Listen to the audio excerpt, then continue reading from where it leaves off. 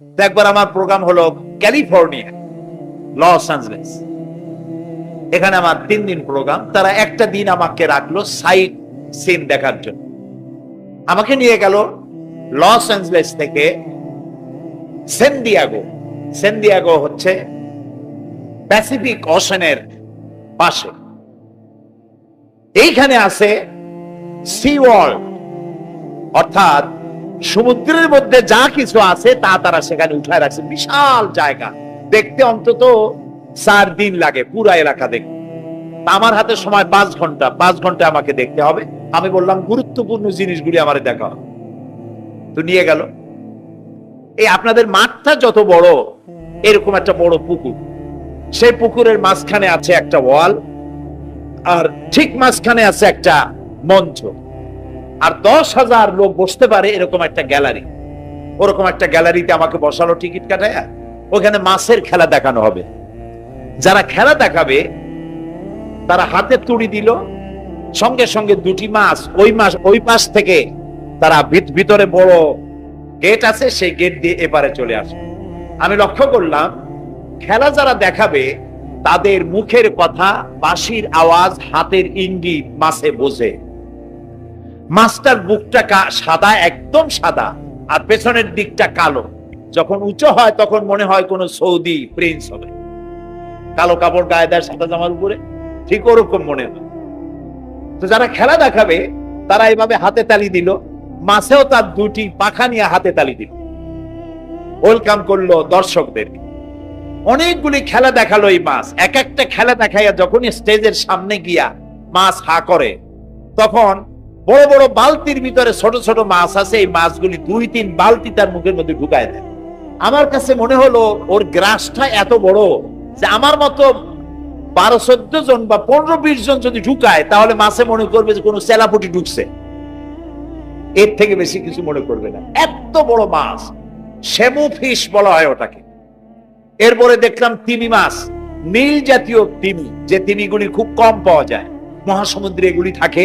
এক একটা নীল তিমির ওজন 5,000 টন পর্যন্ত হতে পারে।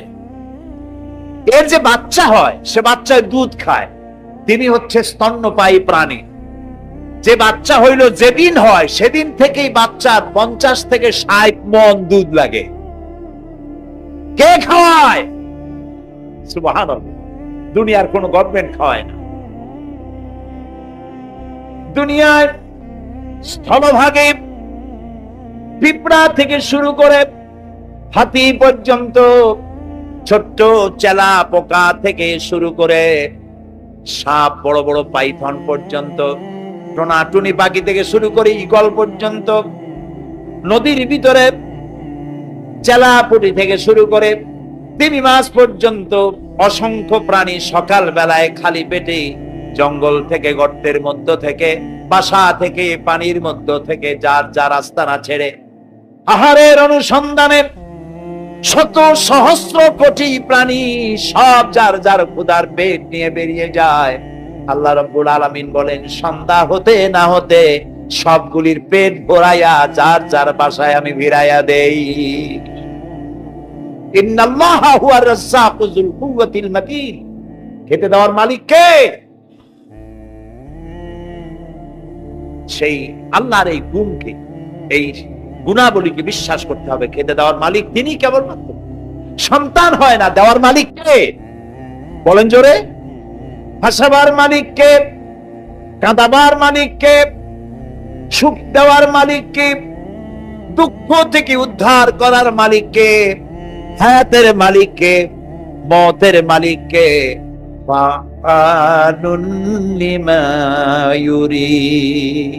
যা খুশি তাই তিনি করতে পারেন। সুবহানাল্লাহ। বল কোন কাফ আর নুন, 2টি অক্ষর, যখন যা ইচ্ছে করে হয়ে যায়। আল্লাহর এই গুণকে বিশ্বাস করলে মানুষ শিরক থেকে বাঁচতে পারবে। মাজার মুখী হবে না মুসলমান, মসজিদ মুখী হবে তখন। আজ আমার মুসলমান একদিকে নামাজও পড়ে, আর একদিকে মাজারের কাছে গিয়ে দুর্বল হয়ে যায়। আছে না? আছে কি না? মাজারগুলির কাছে গিয়ে সাহায্য কামনা করে। আমার নিজের চোখে দেখেছি।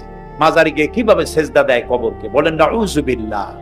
আল্লাহ ছাড়া কাউকে রুকু সেজদা করা যায় না। যা চাবার আল্লাহর কাছে চাইতে হবে। ওয়াইজা সাআলতা ফাসআলিল্লাহ ওয়াইজা ইসতাআনতা ফাসতাইন বিল্লাহ। যা কিছু চাওয়ার আল্লাহর কাছে চাও, যা কিছু বলার আল্লাহকে বলো। সব কিছু করার মালিক তিনি, সুবহানাল্লাহ বলেন। এই জন্য মাজারের সাথে মুসলমানদের সম্পর্ক হবে না, মুসলমানদের সম্পর্ক হবে মসজিদের সাথে। কিসের সাথে বলেন জোরে? আপনি কোন অসুবিধায় পড়েছেন, মাজলুম হয়েছেন, অত্যাচারিত হয়েছেন, চাকরির সমস্যা হয়েছে, ঘরে খাবার নাই, অসুখ বিসুখ হয়েছে, নানান ধরনের সমস্যায় পড়েছেন, কোন মাজার নয়, কোন পীর নয়, মসজিদের ভিতরে চলে যান, উজু করে মসজিদে ঢুকে 2 রাকাত কাজায়ে হাজাতের নামাজ পড়েন। রাসূলুল্লাহর উপরে যখনই বিপদ হতো তিনি নামাজে দাঁড়ায় যেতে। সুবহানাল্লাহ বলো। আপনি কেন যাবেন একটা কবরের কাছে? আপনার সাহায্য কামনার জন্য কোনো পীর নয়, আপনার সাহায্যের জন্য কোনো কবর নয়। সাহায্য পাওয়ার জন্য কে? আল্লাহ চান আপনার ঈমানটা খালেস হোক। আল্লাহ তাআলা এটা বরদাস্ত করতে পারেন না যে মানুষ কারো কাছে গিয়া আরেকজনের কাছে গিয়ে নথি স্বীকার করুক। আল্লাহ সহ্য করেন না। ইন্না শিরকা লাযুলমুন আযীম। শিরক হচ্ছে মস্ত বড় জুলম, অত্যাচার। আল্লাহ সব থেকে অপছন্দ করেন কোন গুনাহ বলেন? শিরক। আল্লাহ সহ্যই করেন। কেন করেন না? একটা যুক্তিতে আসে। যারা বিবাহ করেছেন তাদের স্ত্রী যদি স্বামীর সাথে যে ধরনের হাসি খুশি প্রেমের আদান প্রদান করে, স্বামী ছাড়া যদি আরেকজন পুরুষের সাথে এরকমের ভাব বিনিময় করে, ফোনে কথা বলে, প্রেম করে, খুব সুন্দর করে ভালোবাসা দিয়ে যদি চিঠি লেখে অন্য পুরুষের কাছে অথবা প্রেম নিবেদন করে, তাহলে স্বামীদের অবস্থা কেমন হবে বলেন? এইটার জবাব দিতে যদি দেরি হয় তো খুবই কুলক্ষণ। হ্যাঁ, ভয়ানক হবে, ভয়ানক হয়ে যাবে। নিজের চরিত্র যতই যা হোক, বউর চরিত্র ভালো চাই। আচ্ছা বলেন তো, স্ত্রী আপনার সঙ্গে যেভাবে প্রেমের হাসি হাসে, প্রেম নিবেদন করে, ওই রকম আরেকটা পুরুষের কাছে সাথে করলে আপনার সহ্য হয় না কেন? আপনি স্ত্রীর উপরে আপনার অধিকারটা কতখানি, কি জন্য? আপনার স্ত্রীর যে হাসি, যে মিষ্টি হাসি, যা আপনার প্রাণ কেড়ে নেয়, ওই হাসিতে আপনার কোনো অবদান আছে বলেন? তার যে টানা টানা চোখ, সুন্দর ভ্রু, মাথায় অনেক লম্বা চুল, শরীরটা সুন্দর, যৌবন, রূপ, এর ভেতরে আপনার কোনো অবদান আছে? হ্যাঁ আছে, একটু তো আছেই। আপনি যে মুখ দিয়ে বউটা হাসে, সেই ঠোঁটে একটু লিপস্টিক লাগাইছেন। যে চোখের জন্য আপনি পাগল, সেই চোখে একটু কাজল লাগাইছেন। শরীরটাকে পেঁচাবার জন্য সুন্দর একটা শাড়ি কিনে দিছেন। একটা শাড়ি দিয়ে, একটু লিপস্টিক কিনে দিয়ে, চুলের একটা ক্লিপ কিনে দিয়ে, একটা ভালো শাড়ি কিনে দিয়া স্ত্রীর উপরে যদি এত অধিকার আছে যে কোনদিন মৃত্যু পর্যন্ত কোন প্রেমের হাসি, ভালোবাসার আদান প্রদান আপনি ছাড়া আর কারোর সাথে করতে পারবে না, এইটা যদি আপনার অধিকার এভাবে প্রতিষ্ঠিত হয়, তাহলে এই হাসি যিনি দিলেন, এই দাঁত, এই সুন্দর চোখ, এই রূপ, এই যৌবন যা আল্লাহ তাআলা দিলেন, তার সামনে কোন পীর অথবা কবরের সামনে যদি হাত পাতে আল্লাহ বরদাস্ত করেন না। কথা কি বুঝে আসছে? কথা বুঝে আসছে? আলহামদুলিল্লাহ বলেন। আলহামদুলিল্লাহ। বুঝলেই আমাদের কষ্ট সার্থক। আলহামদুলিল্লাহ বলুন। আমরা যেন আল্লাহরে চিনতে পারি, বুঝতে পারি। আমার বিশ্বাস করুন, কোরআন আমার সামনে, আল্লাহর কসম, কোন জীবিত পীর, কোন মৃত্যু পীর আমার ভাগ্যের ভালো বা মন্দ করার কোন অধিকার রাখে না, রাখে না, রাখে না। কোন পীর খুদি আমার ভাগ্যকে ভালো বানাই দিতে পারবে না, পারবে না, এবং আমার একটা চুলও পাকাও করতে পারবে না। খাইরিহি ওয়া শাররিহি মিনাল্লাহি তাআলা। আমার ভালো, আমার মন্দ করার একমাত্র মালিক কে? এক আঙ্গুল আকাশের দিকে উঁচু করে চিৎকার দিয়ে বলুন কে? আবার বলেন, আবার বলেন, আবার বলুন। আল্লাহ কবুল করুন। বলে না, আমার এই বক্তব্য দিয়ে আমি কোন পীরকে অমর্যাদা করছি না। পীর সাহেবদের কাছে পীর কোন শরীয়তের শব্দ নয়। কোরআন এবং হাদিসে কোথাও পীর বলে কোন শব্দ নাই। এটি ফার্সি শব্দ। এই শব্দের অর্থ হলো বৃদ্ধ। তো পীর যদি বৃদ্ধ হয় ভালো কথা, তিনি যদি আলেম হন আরো ভালো কথা। কিন্তু বাপ পীর ছিল, উনিও সেই সুবাদে পীর। ইলেম নাই তো, না নিজের কাছেই তো টর্চ নাই, আপনাকে অন্ধকারে উনিও ম্যানহোলের মধ্যে পড়বে, আপনারে নিয়ে পড়বে।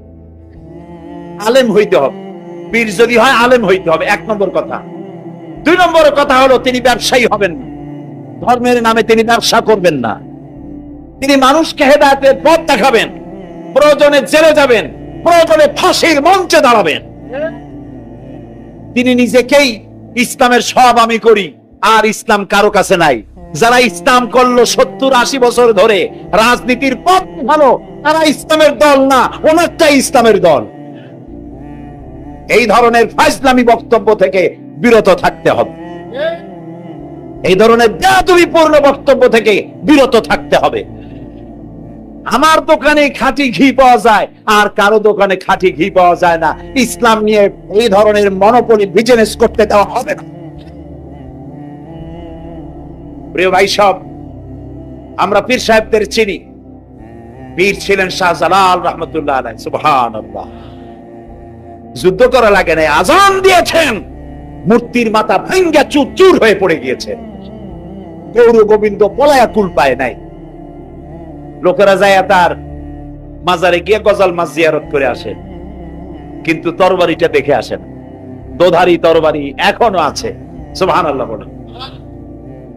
পীর ছিলেন হযরতে বাহাউদ্দিন নকশবন্দি, মুজাদ্দিদ আল ফিসানি রহমতুল্লাহ আলাইহি, বড় পীর আব্দুল কাদের জিলানী রহমতুল্লাহ আলাইহি, খাজা মঈনুদ্দিন চিশতি রহমতুল্লাহ আলাইহি, শাহজাহান আলী রহমতুল্লাহ আলাইহি। কত ওলিউল্লাহর মাজার দিয়ে আমার দেশ ভরা। আলহামদুলিল্লাহ কর। এরা একদিকে মানুষকে মুরিদ বানায়া মুরিদের টাকা দিয়ে নিজেদের পকেট ভরেন নাই। ওনারা এরকম করতেন না, এইরকম করতেন। আর রাসূলুল্লাহ বলেছেন এই রকমের হাতের মর্যাদা নাই, এই হাতের মর্যাদা। আমি পীর দেখছিলাম, বাইতুল শরীফের পীর হযরত শাহ আব্দুল জব্বার সাহেব, আল্লাহ তাআলা জান্নাতুল ফেরদাউসের মেহমান বানায়। এই বাংলাদেশে শত শত মসজিদ মাদ্রাসার এতিমখানা তৈরি করে গেছেন। সুবহানাল্লাহ। বৃষ্টির মৌসুমে চট্টগ্রামের বাড়ি তার। 14 বছর মাদ্রাসায় ওয়াজিদিয়া চট্টগ্রামে 14 বছর বুখারী শরীফ পড়িয়েছেন। কি মানের আলেম! খালি পীর না, মুরিদরা যত টাকা দিত এই টাকা দিয়ে বড় বড় মাদ্রাসা মসজিদ করেছেন। আর বৃষ্টির সময় সাথী সঙ্গী নিয়ে বস্তি এলাকায় যেতেন, পলিথিন দিয়া ছাওয়া, বাচ্চা আর তার স্বামী নিয়ে কাতরায় এক কোনায় বসে আছে, খাবার নাই, চাউল নাই, অসুস্থ, তাদের চাউল দিয়ে আসতেন, তাদের রান্না করার শাকসবজি দিয়ে আসতেন, ওষুধ দিয়ে আসতেন, হাড়ি পাতিল দিয়ে আসতেন। বন্যা হলে, তুফান হলে টাকা উজাড় করে যা মুরিদরা দিত সবগুলি উজাড় করে মানুষের খেদমত করতেন। সুবহানাল্লাহ। কাজী যারা জামায় অনেকগুলো পকেট সমানে নিতে থাকে আর ভরতে থাকে, এইভাবে করে এই ব্যবসায়ীদেরকে পরিত্যাগ করতে হবে। পীর হচ্ছে ওই সমস্ত লোক যারা নাকি ধর্মের নামে ব্যবসা করে না, বরং আল্লাহর দ্বীনকে প্রতিষ্ঠা করার জন্য কথা বলে। প্রিয় ভাই সব, আমাদের সেহেন সাফ করতে হবে, পরিষ্কার করে বুঝতে হবে আমার ভালো আমার মন্দ কে করতে পারে। সম্রাট শাহজাহান নাম শুনেছে? কোথার বাদশা বলেন? দিল্লির সম্রাট। সম্রাট শাহজাহান পৃথিবী জোড়া নাম কা। কবি বলছেন, শাহনে জাহাं को जिन्हें फख्र से देते थे बाज, वाज कब्र में है सूरह अलहम्दु की मोहताज। যে শাহজাহানকে কর দিয়া ট্যাক্স দিতে পারলে জনগণ নিজেদেরকে গৌরবান্বিত বলে মনে করত, সেই শাহজাহান কবরে শুয়ে আছে, সূরা ফাতিহার মুহতাজ হয়ে আছে। সুবহানাল্লাহ। যদি কেউ আমার কবরের কাছ থেকে হেঁটে যাইতো আর একটু সূরা ইখলাস পড়ে সবরে সানি করতে, আমি কিছু পাইতাম। আরে এই এতিম ফকির হয়ে শুয়ে আছে। এক ফকির দিল্লি ঘুরতেছে, একজন বলছে, ভাই তোমারে তো খয়রাত করে দেখতেছি আমি সেই ছোটবেলা থেকে, খালি তুমি খয়রাত করো। একটা জিনিস আপনারা মনে রাখবেন, গরিব, আজকে যারা গরিব পরিশ্রমের মধ্য দিয়ে কালকে তারা ধনী হতে পারে, কিন্তু যারা ভিক্ষুক, যারা ভিক্ষা করে, জিন্দেগিতে কোনোদিন তারা বড় হতে পারবে না। ভিক্ষা করা যাদের অভ্যাস, জীবনেও বাড়ি করতে পারবে না, জীবনেও ধনী হইতে পারবে না, কিন্তু গরিব ধনী হইতে পারবে। কারণ হলো আল্লাহর কাছে দুইটা বৈধ জিনিস অত্যন্ত ঘৃণিত। কয়টা? একটা হলো তালাক, আর একটা হলো ভিক্ষাবৃত্তি, মানুষের কাছে চাওয়া। আল্লাহ পছন্দ করেন। তো ভিক্ষুক ঘুরতেছে, একটা লোক বলল, মিয়া তোমার তো সারা জীবনই খরচ করতে দেখি। খরচ করবো না, করবো কি? যার কাছে যাই সে দেয় 4 আনা 2 আনা 1 টাকা, এর বেশি তো দেয় না। দিদি আমি কেমনে বড় লোক?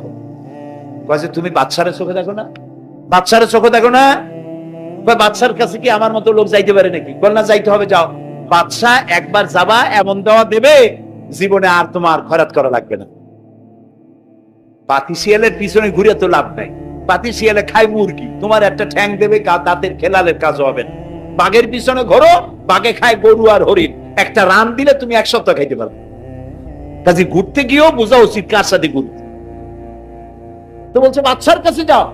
বাদশারে পাবো কই? কই তো দেখলাম কেবল মসজিদে ঢুকলো।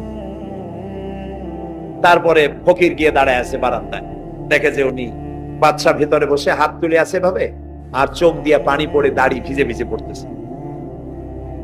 নামাজ শেষ করে, মোনাজাত শেষ করে বাদশা বেরিয়েছে। কোন বাদশা? শাহজাহান। বাইরে আসার পর ফকির বলল, আসসালামু আলাইকুম বলে ফকির রওনা করছে। বাদশা বলে, দাঁড়াও, তুমি যে রওনা করলা, তোমার তো ভিক্ষুক মনে হয়, আর লোকেরা যারা ভিক্ষুক না তারাও তো আমার কাছে চায়, আর তুমি তো ভিক্ষুক, চাইলে না কেন কিছু? ভিক্ষুক বলে, জাহাপানা, আমি কিছু চাইতে এসেছিলাম আপনার কাছে, কিন্তু আপনার করুণ অবস্থা দেখে আমার জ্ঞানের চোখ খুলে গিয়েছে। আমি দেখতে পেলাম আমি যার কাছে চাইতে এসেছি, আমি তো কান্দি না, হাতও পাতি নাই। যার কাছে চাইতে আসতাম দিল্লির সম্রাট, আবার কোন সম্রাটের কাছে হাত পেতে ভিক্ষুকের মতো কি জানি চায়, আর চোখ দিয়া পানি পড়ে দাড়ি ভিজে ভিজে পড়ছে। আমার জ্ঞানের চোখ খুলে গেছে, দুনিয়ার বাদশার কাছে আর চাইবো না। বাদশা কান্দে যে বাদশার কাছে, তার কাছেই চাইবো। প্রিয় ভাই সব, এই জন্যে জিহ্ন সাফ করে ফেলুন। দুনিয়ার কোন মানুষের জন্য, মানুষের কাছে নয়, কোন কবরে নয়, কোন কারো কাছে নয়, আল্লাহ তাআলার কাছেই আমরা নামাজের মধ্যে ঘোষণা করেছি, ইয়াকা না'বুদু ওয়া ইয়াকা নাস্তাঈন। আল্লাহ তাআলা, তোমার একমাত্র ইবাদত করি, তোমার কাছেই সাহায্য চাই। কাজেই সাহায্য আল্লাহর কাছে। কার কাছে চাইবো বলে? আল্লাহ আমাদের ঈমান পোক্ত করে দিন। আমরা বলি আমিন, আমরা বলি আমিন। অসুখ বিসুখ হইলে পরে ধৈর্য ধরবেন। অনেক মানুষ আছে জ্বর হইলে কয় যে এত নামাজ পড়ি খালি জ্বর আমারই হয়, এত রোজা রাখি, ভালো ভালো কাম করি, আমার ছেলের অসুখ মোটে সারি। এই জাতীয় কথা বলবেন না। মুমিনের পায়ে যদি কাঁটা ফোটে, সওয়াব থেকে খালি নাই। ধৈর্য ধরতে হবে। কাঁটা ফুটছে, বলেন ইন্না লিল্লাহ। আজাবান লিল মুমিন, মুমিনের জন্য বড়ই আশ্চর্য ব্যাপার, বিপদ হইলেও শুকর আদায় করে, আর সুখে থাকলেও শুকর আদায় করে। সুবহানাল্লাহ। বিপদ আসলে সে বলে ইন্না লিল্লাহি, বলেন ইন্না লিল্লাহি ওয়া ইন্না ইলাইহি রাজিউন। আর যখন শান্তি আসে বলে আলহামদুলিল্লাহ। দুই অবস্থায় তার জন্য নিয়ামত আল্লাহর তরফ থেকে সে পায়, আলহামদুলিল্লাহ। প্রিয় ভাই সব, তো আল্লাহর উপর ঈমান আনার জন্য কয়টা শর্ত বলছি না? এই যে প্যাচ লেগে গেছে, কয় যে 3টা। আল্লাহর উপর ঈমান আনার জন্য শর্ত কয়টা? 4টা। 4টার বলছি কয়টা? 2টা। আরেকটা হচ্ছে আল্লাহর কুদরত, এ বিশ্বাস করা। আল্লাহর কুদরত মানে শক্তি। আল্লাহর কিছু বিশ্বাস করবেন, বলেন জোরে, শক্তি। আকাশ এবং জমিনে শক্তিশালী কে? কিন্তু আমার দেশের জনগণ, কিছু কিছু রাজনীতিবিদরা বলে জনগণই নাকি সকল ক্ষমতার, সকল শক্তির উৎস। কি পাগল! তুমি ক্ষমতার উৎস? নাকের মধ্যে ময়লা, দাঁতে ছাতা। পেটের মধ্যে দুর্গন্ধ ভরা, ক্ষমতার উৎস।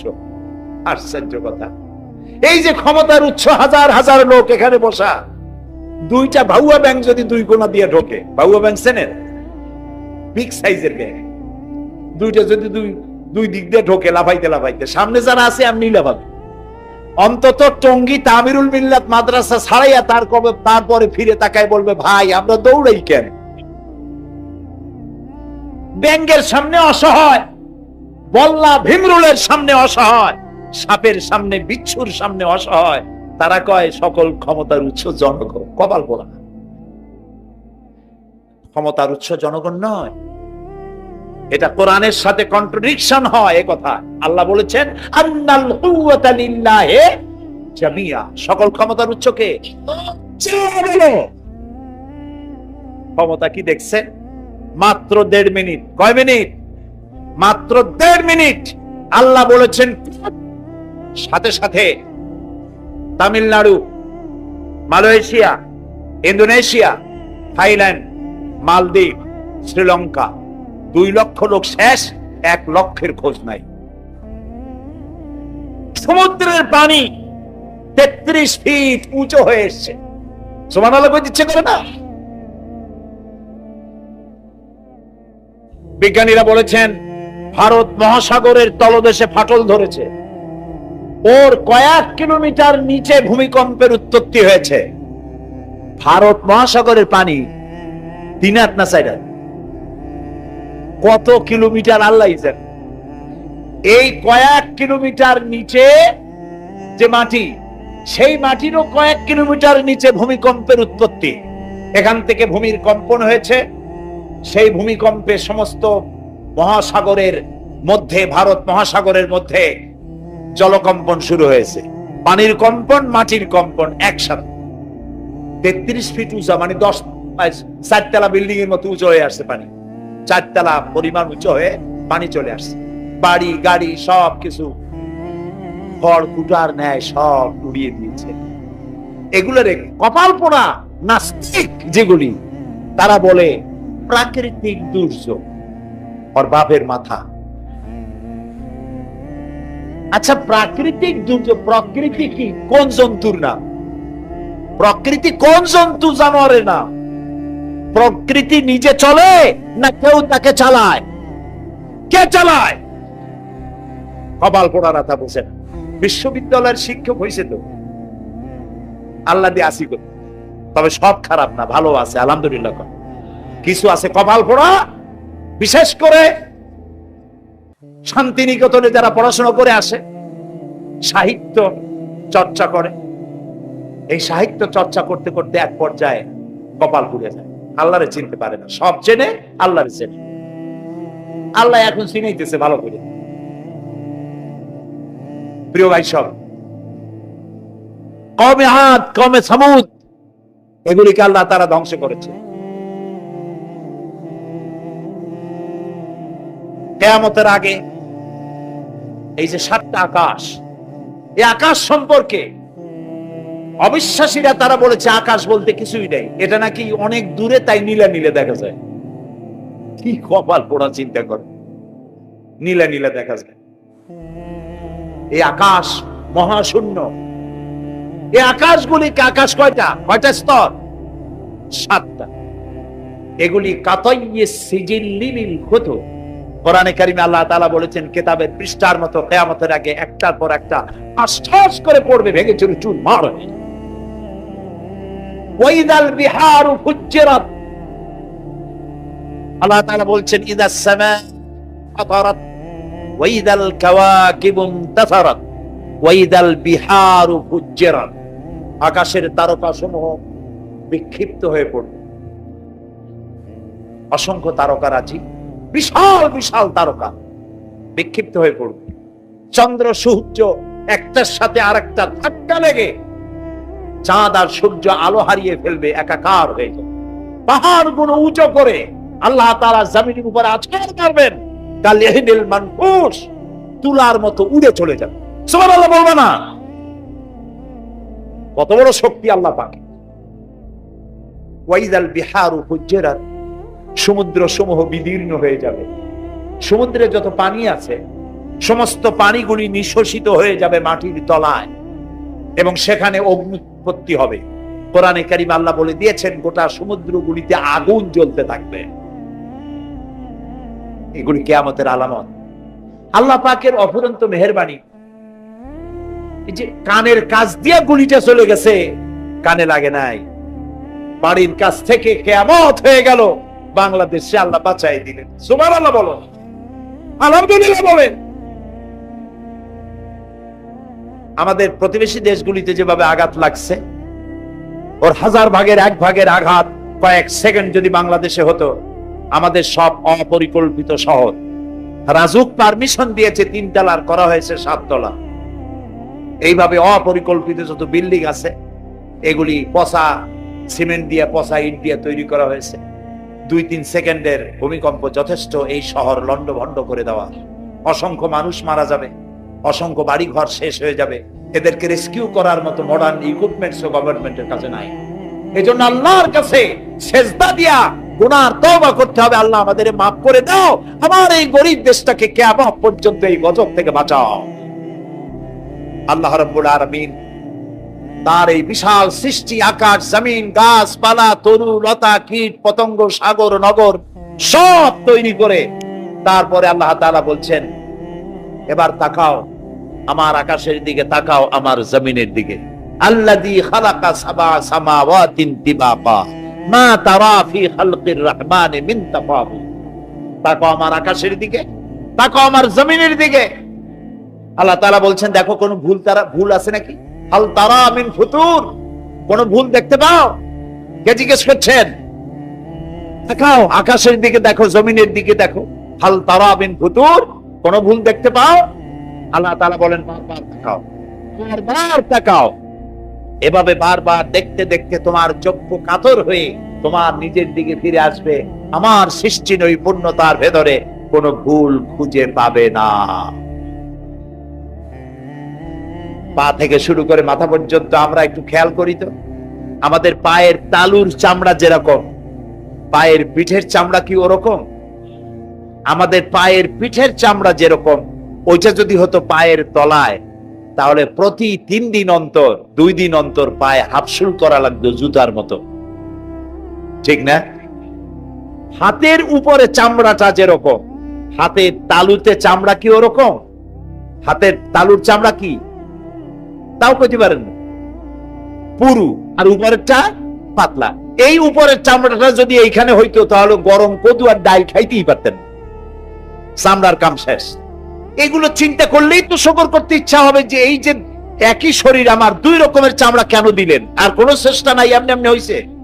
কত বড় রাম ছাগল হলে নাস্তিক হতে পারে, জানোয়ারের চাইতে নিকৃষ্ট নাস্তিকেরা, পশুর চাইতে কুত্তার চাইতে নিকৃষ্ট যারা নাস্তিক। কুত্তায়ও আল্লাহরে চেনে, সুবহানাল্লাহ, আল্লাহরে চেনেছে।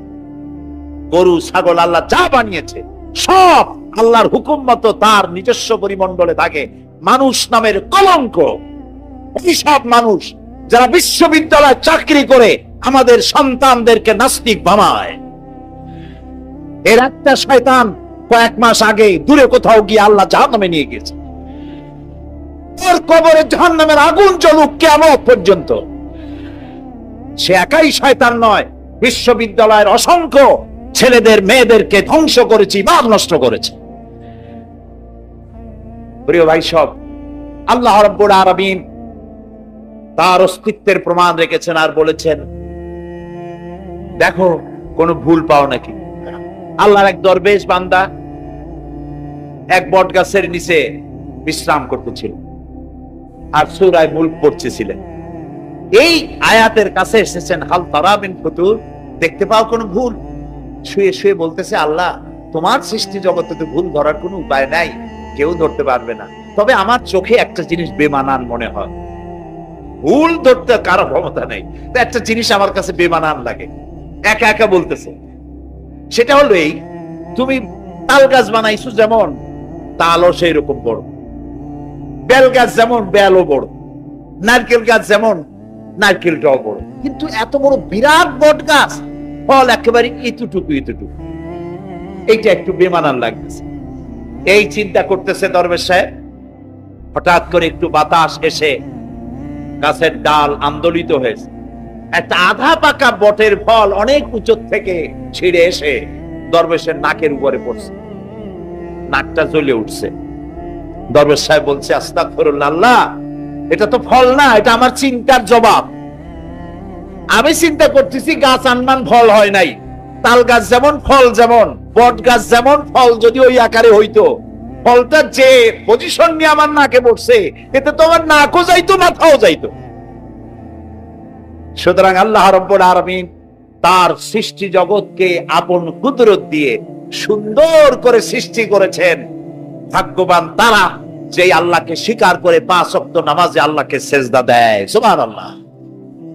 আর শিক্ষিত নামের কলঙ্ক ওই সব মুসলমান যারা মুসলমানের ঘরে জন্মগ্রহণ করে নিজেকে নাস্তিক বলে পরিচয় দেয়, নিজেকে যারা বামপন্থী বলে পরিচয় দেয়। মুসলমান তারপর বামপন্থী, আস্তাগফিরুল্লাহ। কোরআনে কারীমে আল্লাহ তাআলা বলেছেন আসহাবুল ইয়ামিন, আসহাবুশ শিমাল, ডানপন্থী আর বামপন্থী।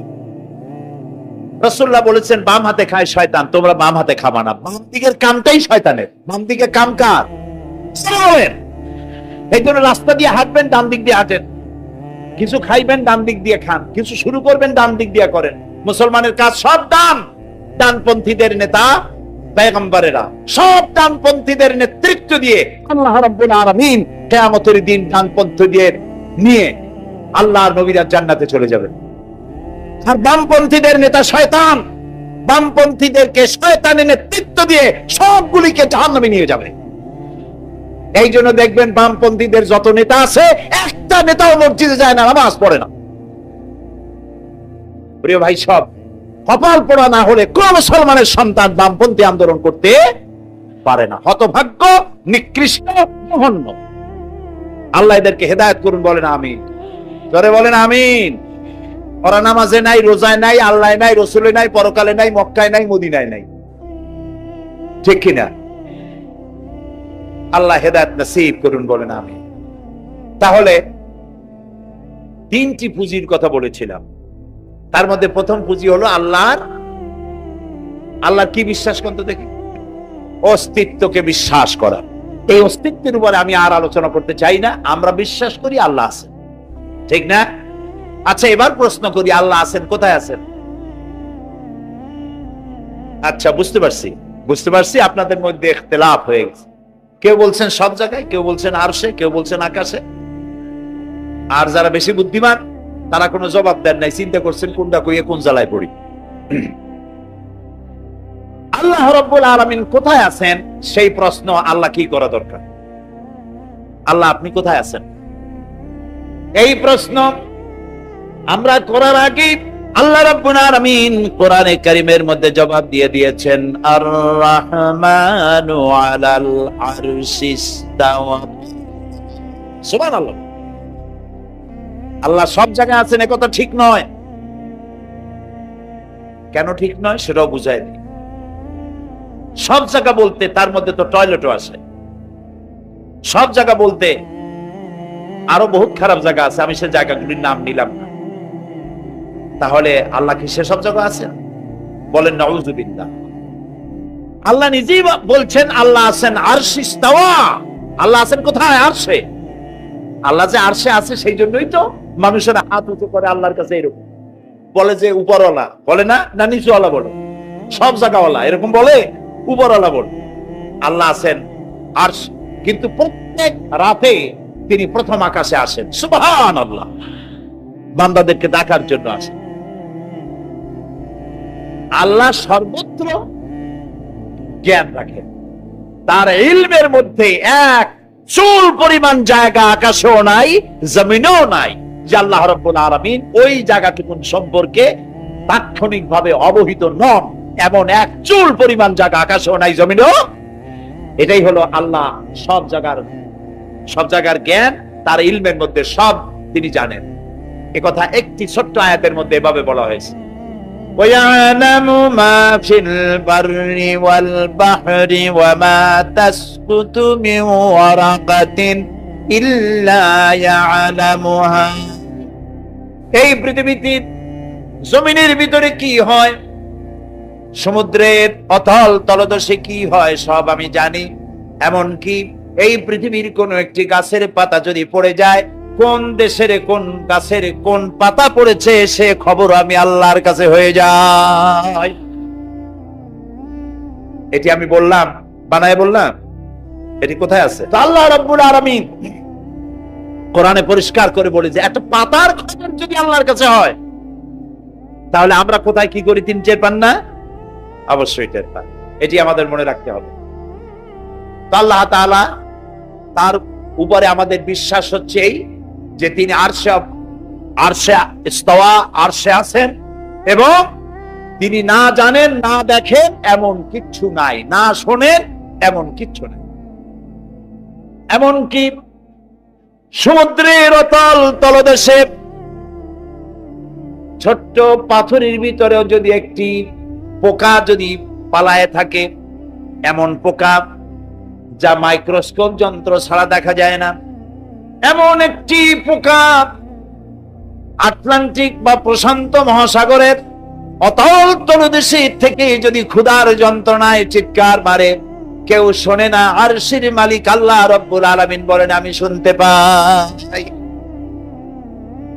সুতরাং তিনি সব শুনতে পান, তিনি দেখতে পান, এবং সবকিছু তার নলেজে আছে।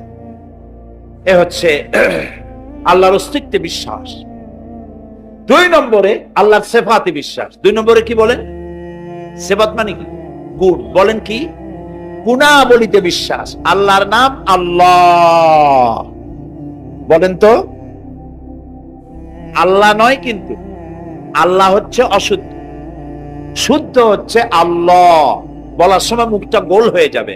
বলেন তো, সবাই উচ্চারণ করেন আল্লাহ, আবার বলেন আল্লাহ, আবার বলেন আল্লাহ। সুবহানাল্লাহ, কি মধুর না, কি মজার না।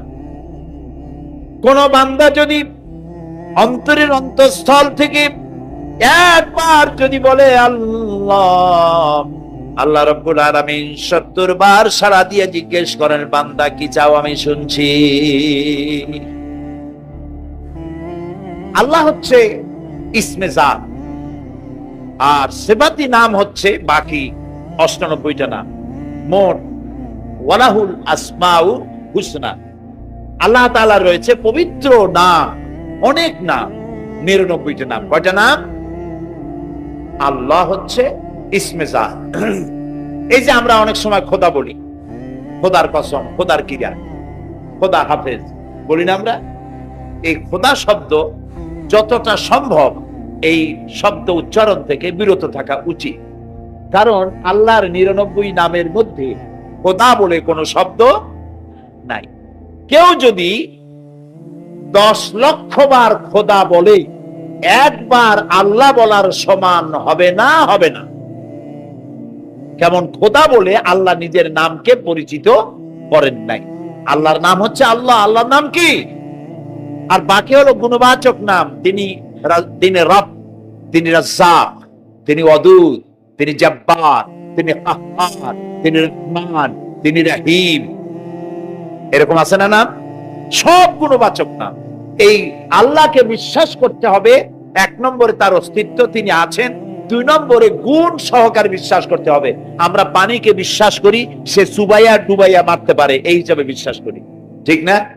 আগুনকে বিশ্বাস করি সে পোড়ায় মারতে পারে, সাপকে বিশ্বাস করি সে দংশন করলে আমি মরে যেতে পারি, ঠিক কিনা? এইভাবে প্রত্যেকটা জিনিসের গুণ সহকারে তাকে বিশ্বাস করতে হয়।